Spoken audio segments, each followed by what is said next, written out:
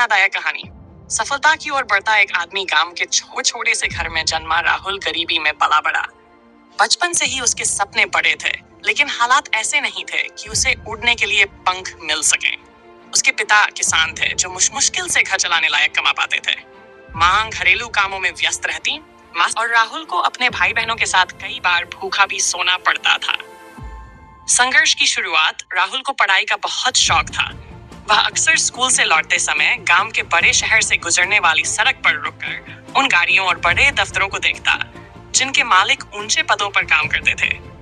उसने ठान लिया था कि वह भी एक दिन बड़ी सफलता हासिल करेगा, लेकिन पढ़ाई आसान नहीं थी। घर में बिजली नहीं थी, तो राहुल रात को लालटेन की रोशनी में पढ़ाई करता।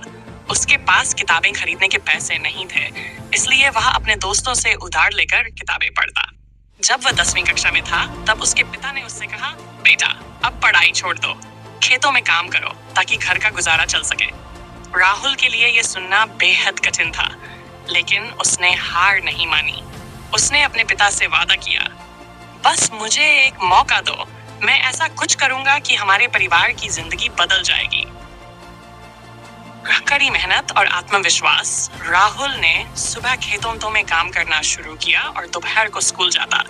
वह दिन रात मेहनत करता और स्कूल की प्रतियोगिताओं में हिस्सा लेता। हर बार जब कोई उसे कहता कि वह आगे नहीं बढ़ पाएगा, वह और ज्यादा मेहनत करने की ठान लेता। 12वीं की परीक्षा में उसने जिले में सबसे ज्यादा अंक हासिल किए, लेकिन अब उसे आगे की पढ़ाई के लिए पैसे चाहिए थे। उसने शहर में एक छोटा काम शुरू की, जहां वह दिन में अखबार बांटता और रात में पढ़ाई करता। असफलता और सीख। कॉलेज के पहले साल में राहुल को एक बड़ी स्कॉलरशिप का मौका मिला, लेकिन इंटरव्यू के दौरान वह घबरा गया और उससे वह स्कॉलरशिप नहीं मिल सकी। ये उसके लिए बड़ा झटका था।